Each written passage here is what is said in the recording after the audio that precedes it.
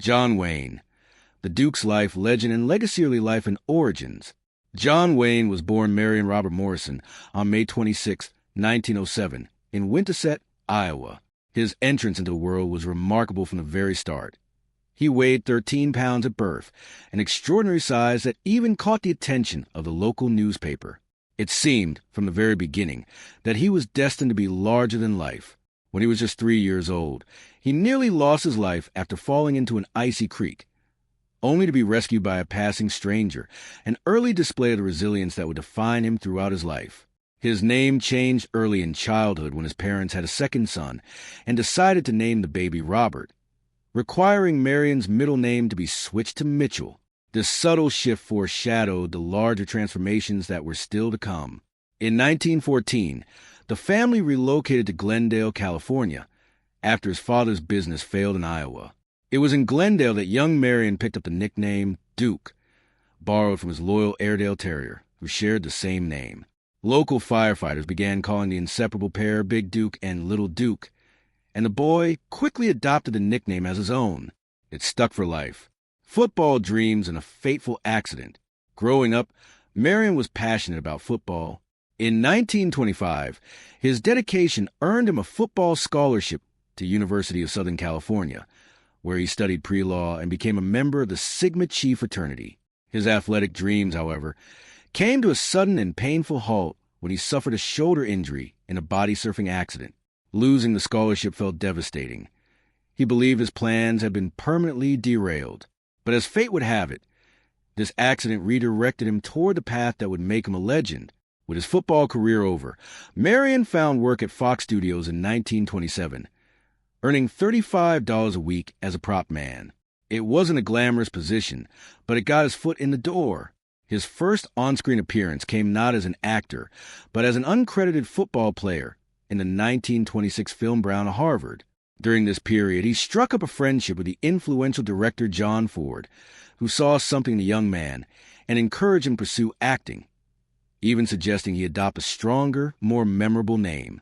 After considering several options, they landed on John Wayne, a name that would go on to become one of the most iconic in Hollywood history.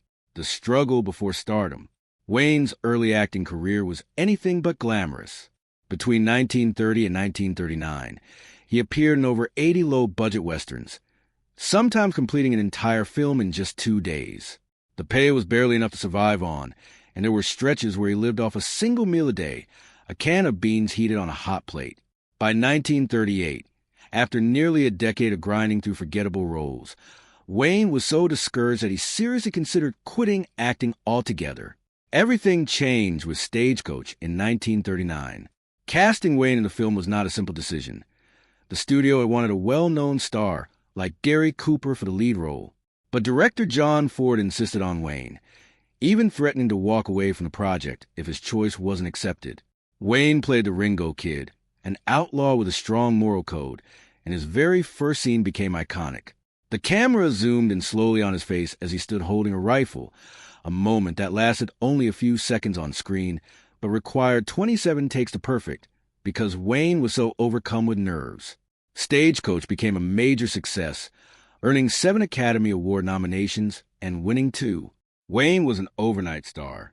Despite the film's enormous triumph, he was paid just $3,700, a fraction of what top-billed actor commanded. But the role changed his life forever. The partnership with John Ford. Few creative partnerships in Hollywood history were as significant or as enduring as the one between John Wayne and director John Ford. Spanning over 50 years and 14 films, their collaboration reshaped the Western genre and left a permanent mark on American cinema. Ford had given Wayne a tiny extra role as far back as 1928, but the real foundation of their success was Stagecoach, which turned Wayne into the quintessential American hero. Their relationship was complicated and often harsh. Ford was notoriously demanding on set, and Wayne frequently bore the brunt of his director's sharp temperament. During the filming of The Searchers in 1956, Ford made Wayne repeat the simple act of picking up a gun 17 times in front of the entire cast and crew, humiliating him publicly. Yet Wayne never complained. He believed Ford's relentless pressure pushed him to deliver his finest work, and history has proven him right. The Searchers, largely overlooked by the Academy Awards when it was released, is today widely regarded as one of the greatest films ever made. Their final collaboration, Donovan's Reef in 1963, almost never happened. Wayne felt he was too old for the part, and Ford was in poor health, battling alcoholism and struggling physically. Wayne convinced his old friend to take the job regardless. They shot the film in Hawaii, enduring temperatures that sometimes climbed to 100 degrees. At one point, Ford became so ill with shingles that he was forced to direct certain scenes while lying on a stretcher. Despite everything, they finished the film, a lighter, comedic departure from their serious westerns, and proved that even at the end of their careers, they could still surprise their audiences. Al appealed from Republic Pictures president Herbert Yates, along with an offer of $250,000 and a share of the profits, to bring him on board. The production was grueling. Director Alan Dwan insisted on using real flamethrowers and explosives to make the battle scenes feel authentic. One explosion knocked Wayne unconscious for nearly 30 minutes, halting filming for 2 days. The film also incorporated actual combat footage provided by the U.S. Marine Corps, blended so seamlessly with stage scenes that many viewers believed they were watching real wartime documentary footage. Despite Wayne's powerful performance, he lost the Oscar to Broderick Crawford for All the King's Men, a film Wayne himself had turned down, believing it to be unpatriotic. In 1960, Wayne poured his heart, his reputation, and his personal finances into the Alamo, a project he had dreamed of making for over 15 years. He mortgaged his house, his cars, and even his boat to finance the production, which ultimately cost $12 million. He had a full-scale replica of the Alamo constructed in Texas, a project that required 2 years of work and more than 1.5 million adobe bricks. Every detail was historically accurate, down to the style of nails used in the 1830s. The set attracted tourists and remained open until 2009. Filming involved over 7,000 extras, 1,500 horses, and 79 days of shooting under brutal heat that sometimes reached 110 degrees Fahrenheit. The movie earned 7 Oscar nominations, including Best Picture, but the critics were divided, and the box office fell short recovering the massive investment. Wayne was not even nominated for Best Director, a slight that disappointed him deeply. True Grit and the long-awaited Oscar. Wayne finally won an Academy Award in 1970 for his portrayal of Rooster Cogburn, the gruff, one-eyed U.S. Marshal in True Grit. He had almost passed on the role, feeling he was too old for it and still recovering physically from lung cancer surgery. But after reading the novel, he recognized that Cogburn could be the role of a lifetime. Filming took place in Colorado, where the cold weather and high altitude took a heavy toll on his body. Wayne needed an oxygen tank between takes, and in one dangerous moment, his horse stumbled on a steep hillside, nearly throwing him. He tore a muscle in his shoulder, but kept going without a word of complaint. To bring Cogburn to life, Wayne gained weight deliberately and wore an eye patch that made depth perception nearly impossible. He memorized the entire layout of every set, so he could move naturally without bumping into things. His performance was unlike anything he had done before, raw, more vulnerable, and deeply funny. Audiences responded with enormous enthusiasm. The film made over $31 million and became one of the biggest hits of his career. At the Oscar ceremony, Wayne accepted his award with characteristic wit, delivering the now famous line, "If I'd known this, I'd put that patch on 35 years earlier." He was suffering from the flu that night, but refused to miss the ceremony. Some critics argued the Oscar was really a tribute to his entire career, rather than a specific role, and Wayne himself later admitted it felt that way. Nevertheless, Rooster Cogburn became one of his most beloved characters, and the win cemented his place among Hollywood's all-time greats. 3 marriages and a complicated love life. John Wayne's personal life was defined by passion, instability, and a restless spirit that matched his on-screen persona. His first marriage was to Josephine Saenz in 1933, a union that produced 4 children, but slowly unraveled under pressure of his rapidly rising fame. Wayne spent long stretches away from home, and the relationship further deteriorated when he began a secret affair with the glamorous actress Marlene Dietrich in 1938. He attempted to salvage his marriage by taking Josephine to Mexico in 1943, but the effort came too late. They divorced in 1945. His second marriage, to Esperanza Bauer in 1946, was turbulent from the start. Esperanza was fiercely jealous and became convinced Wayne was having an affair with his co-star Gail Russell during the filming of Angel and the Bad Man in 1947. Her suspicions escalated dramatically one night when Wayne returned home late from a party, drunk and furious. She grabbed a gun and attempted to shoot him as he walked through the door. No one was hurt, but the marriage never recovered. They divorced in 1954. His third and final marriage was to Pilar Pallet, whom he wed in 1954. They had 3 children together and enjoyed a period of relative calm, but by 1973 the couple had separated. Wayne moved in with his secretary, Pat Stacy, who became his companion and devoted caregiver during the final years of his life. Despite the separation, Wayne and Pilar never officially divorced. Pat was 34 years his junior, but their bond was deep and genuine. She remained by his side through his cancer treatments, managing every aspect of his daily life. After his death, she wrote a memoir called Duke, a love story, which revealed a softer, more vulnerable side of Wayne that the public rarely saw. Pat never remarried. She passed away in 1995, his battle with cancer. In 1964, at the age of 57, John Wayne was diagnosed with lung cancer, a consequence of decades of heavy smoking, sometimes consuming as many as 6 packs of cigarettes every day. Doctors recommended the removal of his left lung and 2 ribs to save his life. The surgery was perilous, carrying only a 50% chance of survival. Wayne made it through, and for 5 years he lived cancer-free. Rather than keep his illness private, Wayne chose to speak openly about it. His advisors warned him that going public could damage his career, but he refused to stay silent. He wanted to use his platform to encourage others to get tested and take the disease seriously. He coined his own nickname for cancer, calling it the Big C, in an effort to strip away some of its terror. In 1965, just a year after his surgery, he appeared in a television commercial for the American Cancer Society, urging the public to support research and early detection. Cancer, however, was not finished with him. In 1979, Wayne was diagnosed with stomach cancer. He pursued an experimental vaccine treatment, but it proved ineffective.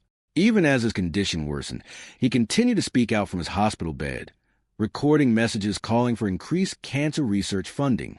Just weeks before his death, in a message that captured his lifelong spirit, he told the public, "They might find a cure for cancer without your help, but I wouldn't bet my life on it."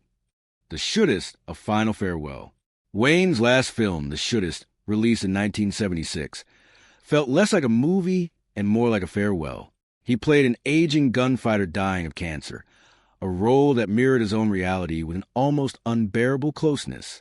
Wayne was 68 years old when production began, and his health was already failing. He required oxygen between scenes, but was determined to perform his own stunts wherever possible. In one sequence that required him to fall repeatedly onto a hard floor, he never once asked for a stand-in and never uttered a complaint. Wayne's sense of personal honor shaped even the smallest details of the film. In the original script, his character was shot in the back, a fate Wayne considered unacceptable for any man worth respecting. He told the filmmakers plainly, "I've never shot a man in the back in any movie. Change it." The ending was rewritten. The Shootist earned $13.4 million at the box office and was widely received as a dignified send-off for one of cinema's greatest icons.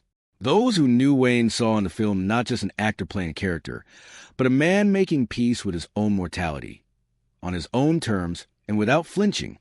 Death legacy in this state. John Wayne died on June 11, 1979, at UCLA Medical Center, at the age of 72, after a prolonged battle with stomach cancer. The news sent shockwaves through Hollywood and across the country.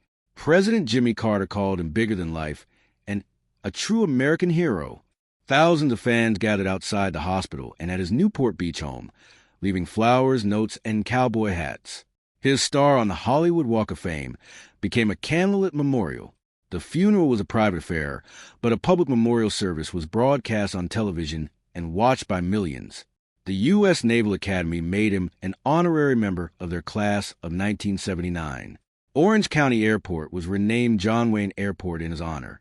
In 1985, His family established the John Wayne Cancer Foundation to carry forward his crusade against the disease. The foundation helped create the John Wayne Cancer Institute, which became a pioneering force in oncology research, developing early cancer detection methods that have since saved countless lives. At the time of his death, Wayne's estate was valued at approximately $6.85 million, a figure that surprised many, given that he'd been one of Hollywood's highest-paid actors for decades. In today's terms, that figure would amount to roughly $25 million. The relatively modest sum raised questions about his spending habits and personal generosity. Shortly before his death, he had sold his beloved yacht, the Wild Goose, a converted World War II minesweeper, for $750,000. His Newport Beach home, which he had purchased in 1965 and lived in until the end, sold for $5.5 million in 1980. Wayne's will cause immediate controversy. Most strikingly, he left nothing to his third wife, Pilar, despite their 20-plus years of marriage. He bequeathed the bulk of his estate to his 7 children from his first 2 marriages. The decision sparked bitter disputes that lingered for decades. In 2010, his daughter Isa filed a lawsuit against her brother Ethan and John Wayne Enterprises over her share in the company. Disagreements over personal memorabilia deepened the wounds further, showing how even the most celebrated legacies can fracture the families left behind. The 2011 auction, opening a time capsule. In 2011, more than 700 items from John Wayne's life and career were put up for auction at the Hyatt Century Plaza in Los Angeles over 2 days in October. For fans and collectors, it was an extraordinary event. Many of these objects have been sealed away since the day Wayne died in 1979. His Newport Beach home had been locked immediately after his passing, and all his belongings were placed in storage. Opening the collection felt like cracking open a time capsule after more than 30 years of silence. The auction included costumes, film props, awards, furniture, scripts, books, personal clothing, and intimate family photographs. Some of the most fascinating items were his annotated film scripts. The script for The Horse Soldiers had pages folded to mark completed scenes. Others, like Wednesday Morning, were kept in pristine condition, revealing just how methodical Wayne could be. Even seemingly ordinary items commanded extraordinary prices. His last driver's license sold for $89,500. A collection of his colorful neckerchiefs, a signature accessory he rarely appeared without, sold for $1,755. The standout sale of the auction was his green beret from the 1968 film of the same name, which fetched $179,200, setting a new world record for a costume hat. The cowboy hat he wore in Big Jake, and the cowboy sold for $119,500. His Golden Globe for True Grit achieved $143,400. A gold-plated Winchester rifle he had given as a gift to his friend Bob Shelton sold for $113,315, speaking to Wayne's well-known generosity. A portrait of Wayne painted by artist John Decker, which had hung in his home for years, sold for $71,700. Even his book collection drew attention. Titles on history and military strategy that offered a glimpse into his intellectual interests. Most unexpectedly, a private collection of seashells emerged from the auction, revealing a contemplative, gentle side of the man that his tough guy persona had always kept hidden from public view. Controversy, legacy, and the ongoing debate. In 1971, John Wayne gave an interview to Playboy magazine that proved deeply damaging to his legacy and continues to provoke debate more than 50 years later. In it, he expressed belief in white supremacy until the blacks are educated to a point of responsibility, a statement that was not an aberration but consistent with views he had voiced on other occasions. In the same interview, he dismissed the displacement and suffering of Native Americans as simply a matter of survival and used a homophobic slur while criticizing the film Midnight Cowboy. For decades, these remarks existed largely on the margins of public awareness. That changed in February 2019, when a screenwriter shared excerpts from the interview on social media. The post went viral almost instantly, triggering a fierce and widespread debate about how to remember a man whose contributions to cinema were enormous, but whose private beliefs were, by any modern standard, indefensible. Some called for his name to be removed from public institutions. Others argued passionately that his art could and should be separated from his personal views. The debate converged on John Wayne Airport in Orange County, California, an airport that had borne his name since 1979. During the nationwide protests following the murder of George Floyd in the summer of 2020, the local Democratic Party formally requested that the airport be renamed, arguing that Wayne's documented beliefs were incompatible with a community that had grown significantly more diverse in the decades since his death. Wayne's son Ethan publicly defended his father, insisting that the characterization of him as racist was unfair and historically reductive. As of 2025, the airport still carries Wayne's name, though the conversation continues. The University of Southern California, where Wayne had once studied on a football scholarship, removed an exhibit honoring him from its School of Cinematic Arts in July 2020, following sustained protests from students who argued that the display was unwelcoming to students of color. The removal deepened an already contentious national conversation about historical memory, institutional responsibility, and the question of whether great art can ever be fully separated from the flawed humanity of its creator. Wayne's films, among them The Searchers, Rio Bravo, and True Grit, remain undeniably significant works of American cinema. Whether his legacy as a whole can hold both his artistic greatness and his moral failures in honest tension is a question that each generation must answer for itself.